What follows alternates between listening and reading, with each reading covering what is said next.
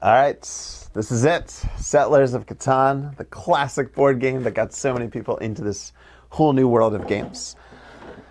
Settlers of Catan, you are exploring the island of Catan. You are settling it. You're mining it for resources. You're using those resources to build things and ultimately to get points. And whoever is the first person to get to 10, they're called victory points, is going to be the winner. In a standard turn, you're going to have some cards in your hands. Let's take a few cards for the sake of example. And you're going to roll these two dice. Roll those two dice. Let's say we got an 8. And that is going to trigger any hexagon that has that number on it. So right here we've got this hexagon has an 8 on it, and this hexagon has an 8 on it. So every player who has a settlement, which is one of these guys right here, touching, or as a part of the hexagon that has the number 8 on it, they're going to get whatever resource that hexagon produces. So this one here, this forest, that produces wood. So this orange player would get one card with a wood on it or one wood that they'd add to their hands. The other 8 we have on the board is over here. There is no settlement touching it, so nobody would get this resource. It is possible that multiple players could have a settlement on the same space, in which case they would each get wood, or it's even possible that the same player could have multiple settlements on the same space, in which case they would get 2 wood. So these trees over here, the forest, that produces wood. This over here produces brick or clay. This over here, wow, which is that one? This spot over here produces ore. This spot over here produces sheep, which is famously referred to by everyone who plays this game. And these spots over here, these produce wheat. So the first thing you're going to do is you're going to roll the dice. Everyone is going to get resources based on whatever they're touching. So it doesn't matter whose turn it is. You're also going to get the resources. And then you're going to be able to trade. When you trade, basically you can trade whatever you want with whomever you want. The key thing is that on your turn, the only person who can make trades is you. So people have to trade with you. They can't trade with other people on your turn. And then you can buy whatever you want or build whatever you want with the cards that you have in your hand. So if you want to buy a road that would take 1 clay and 1 wood, you would take clay and a wood from your hand, you put them into the bank, and then you get 1 road. When you build a road, the rule is it has to shoot off of a settlement or a city that you already have, or it has to shoot off of a road that you already have. Second thing you can do is you can build a settlement. Settlement costs brick, wood, wheat, and sheep. Rule about building a settlement is it has to be at least 2 road lengths away from a settlement or a city that you already have. And it has to be connected by roads to a settlement or a city that you already have. The other thing about placing a settlement is it has to be at least 2 of these sort of hexagon lines away from any other settlement. So if I was orange, I could not put a settlement here because it's only 1 unit length away from this white settlement. These settlements, of course, are now going to give you resources whenever you roll the hexagon, the number for the hexagon you're touching, but they're also going to be worth 1 victory point. Another thing you can do is a city. City costs 2 wheat and 3 ore. And when you do that, you're upgrading a settlement into a city. So you're not just putting a city on the board, you're changing one of them from a settlement to a city. Cities are twice as good as a settlement. Now whenever you roll this number, you get 2 of that resource. So if a 3 is ever rolled, this player would now get 2 wood instead of 1. So cities are also worth 2 victory points instead of 1.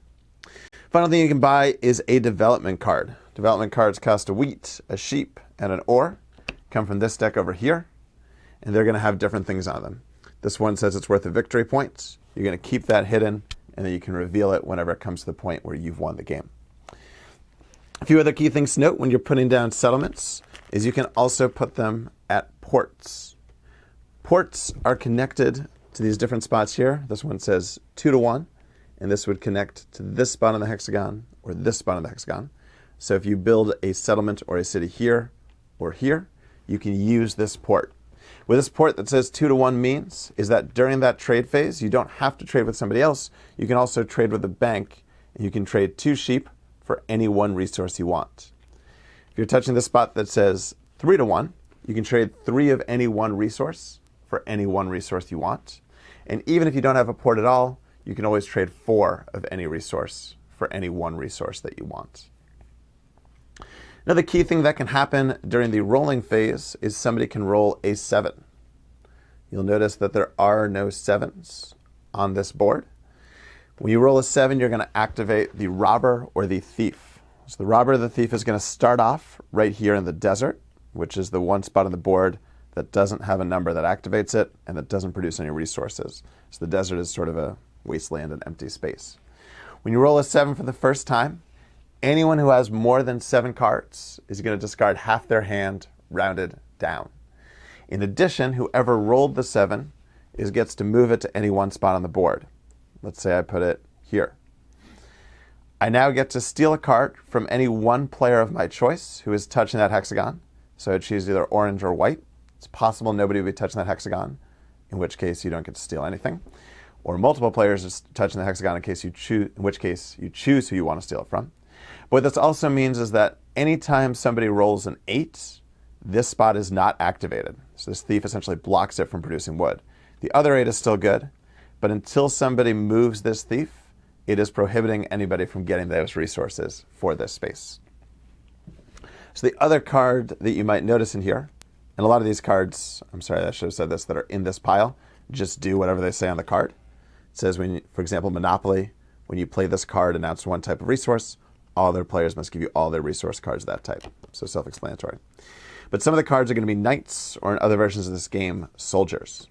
According to the knight, it says, quote, move the robber, steal 1 resource card from the owner of an adjacent settlement or city. So playing a knight is kind of like when you roll a 7, in that you get to move the robber, and then you also get to steal a resource card. It's not like rolling a 7, in that people who have more than 7 cards don't have to discard half their hand. So this is the other way that you can move the robber. One of the key rules about these development cards is that you can't play them the turn that you bought them, except for the ones that are that give you victory points. So if you get a knight, you can't play it during the turn that you bought it, and also if you get a card like Monopoly that we discussed earlier, you can't play that during your turn. The game is going to go until somebody gets to 10 points. That person is going to be the winner. There are several different ways you get points.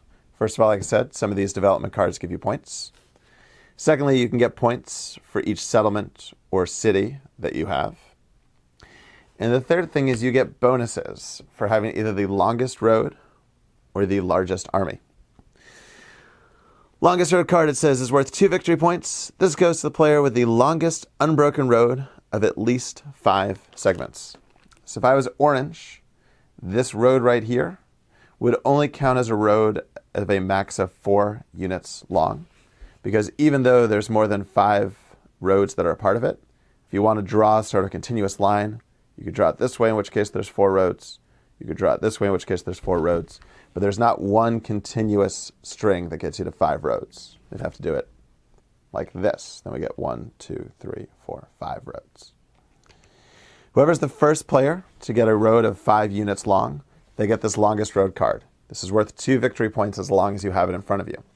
Somebody else can steal it from you by building a bit longer road, but that road needs to be longer than the road of whoever has the longest road card. So if I've got a road that's 5 units long, and then you build a road that's 5 units long, I keep my card. You only steal it if your road is 6 units long. So it has to be longer than whoever has the longest road. Whenever you claim that, now you get 2 points, and the other person doesn't. The other card is the largest army. It goes to the first player to play 3 knight cards, gets this card.